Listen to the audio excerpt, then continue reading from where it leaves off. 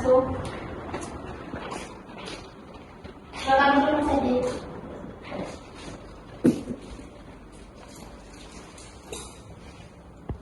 Maaf ganggu waktu istirahatnya Bu, saya dari Bank Amanah Syariah mau menanyakan terkait pembayaran angsuran Ibu.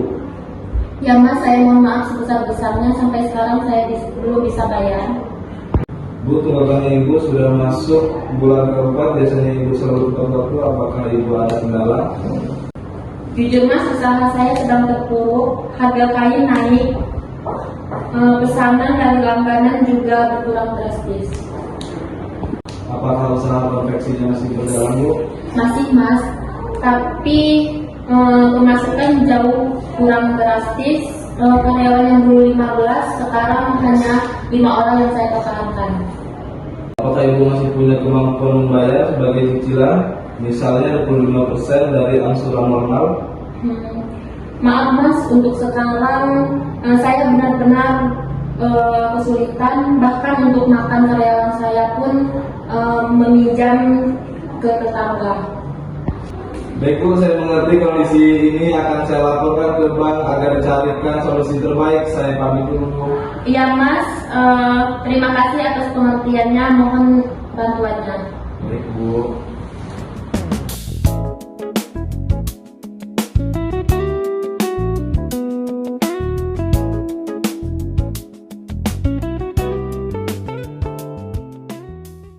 Bu Trisna, saya baru pulang dari kunjungan nasabah atas nama Bu Siska Regina, pemilik konveksi. Oh, pembiayaan kemarin kita itu, bagaimana kondisinya? Kurang bagus Bu, usaha konveksinya mengalami penurunan omset drastis, penjualan turun hampir 70% sejak 5 bulan yang lalu. Total tunggakannya sudah berapa? 4 bulan Bu, nasabah mengaku saat ini benar-benar tidak punya kemampuan bayar, bahkan untuk sebagian cicilan pun tidak bisa. Ini serius, kasus ini harus segera masuk ke rapat komite pembiayaan. Kamu siapkan datanya ya. Siap Bu.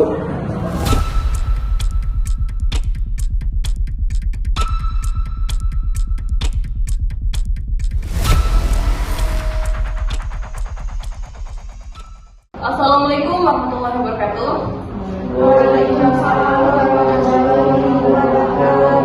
Baik, terima kasih untuk seluruh tim yang sudah hadir pada rapat komite pembiayaan hari ini. Untuk para tim, saya persilahkan menyampaikan laporan. Bu Risma, izin, saya mendapatkan laporan dari tim monitoring bahwa ada lonjakan kasus nasabah dalam kategori pembiayaan bermasalah dalam 2 bulan terakhir. Lonjakan seberapa signifikan? Cukup signifikan Bu, dari data sementara rasio non-performing financing kita naik dari 2,8% menjadi 7,9%. 9% itu sudah melewati batas aman dari OJK dan ini sangat mempengaruhi kondisi keuangan perusahaan kita. Saya minta penjelasan dari tim analisis pembiayaan dan auditor internal. Apa penyebab dari masalah ini dan kenapa tidak terdeteksi lebih awal? Akan saya mulai Ibu. Mayoritas pembiayaan bermasalah ini berasal dari sektor UMKM, khususnya konveksi dan retail. Jadi salah satu kasus terbesar dengan nilai 500 juta adalah nasabah atas nama Ibu Siska Regina, yaitu untuk usaha konveksi. Tunggakannya sudah 4 bulan Ibu. 4 bulan? Kenapa baru dilaporkan sekarang? Sebelumnya kami masih berharap nasabah bisa membayar, tetapi setelah kunjungan ulang, ternyata kondisi usahanya sudah cukup parah. Saya tidak mau cari-cari siapa yang salah, saya mau tahu faktanya. Tim auditor, apa tugas kalian? Baik Bu, setelah kami periksa ulang beberapa sampel pembiayaan bermasalah, termasuk milik Ibu Siska Regina, kami menemukan kelemahan. Verifikasi data omset tidak maksimal, nasabah mengaku omset per bulan senilai 150 juta rupiah, tapi setelah kami cek rekening koran dan laporan pajak, omset real hanya senilai 70-80 juta rupiah per bulan.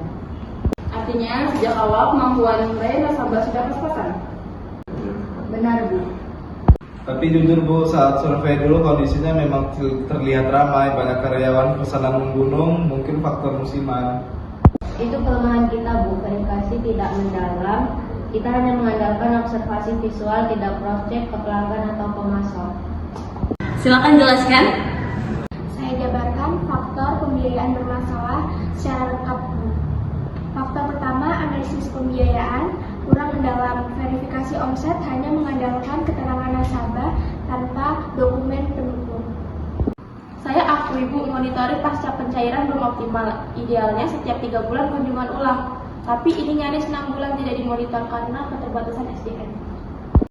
Di sisi internal, early warning system belum berjalan, sinyal bahaya sudah terlihat sejak bulan kedua, saat nasabah telat bayar. Faktor eksternal juga berpengaruh. Harga bahan baku kain naik 40% dalam setahun. Daya beli masyarakat pun menurun. Jadi ini bukan karena semata-mata nasabah nakal, tapi karena sistem kita yang lemah. Kesimpulannya seperti itu, Bu. Ada kelemahan di analisis dan monitoring. Sekarang evaluasi penerapan prinsip 5C pada kasus Ibu Siska Regina. Saya nilai belum maksimal. Karakter nasabah baik, tidak ada riwayat pajak, tapi analisisnya tidak mendalam. Selanjutnya ada kapasitinya. Kemampuan bayar terlalu bergantung pada pasar, begitu pasar turun langsung tidak mampu membayar. Modal nasabah kecil, dari total investasi 700 juta, modal sendiri hanya 200 juta. Lalu ada kolateral, ampunan ruko dan mesin jahit, tapi nilainya sudah turun karena masih tidak bagus lagi. Condition of economy, sektor konveksi sedang menurun tajam. Ini harusnya diantisipasi. Dari kelima itu mana yang paling penting? Capacity dan condition of economy, Bu. Kita terlalu optimis tanpa skenario darurat. Bu Risma, tim recovery mengusulkan solusi penyelamatan untuk pembiayaan ini. Silakan jelaskan. Usulan pertama, restrukturisasi pembiayaan. Nasabah masih punya itikat baik dan usaha masih berjalan. Apa bentuk restrukturisasinya? Rescheduling, penjadwalan ulang angsuran, restrukturing, perpanjangan jangka waktu dari 3 tahun menjadi 5 tahun, juga pendampingan usaha. Dari komunikasi saya, Bu Siska sangat terbuka dengan restrukturisasi. Bu, beliau hanya butuh napas panjang. Baik, solusi tersebut dapat dipertimbangkan. Tapi ingat, ini hanya untuk para nasabah yang masih punya prospek usaha. Siap, Bu. Bu Risma, saya usulkan langkah mitigasi agar kasus serupa tidak terulang. Oke, ini penting, silakan dilanjut. Pertama, perketat analisis pembiayaan. Verifikasi omset harus pakai rekening koran 6 bulan, laporan pajak, dan konfirmasi ke pelanggan.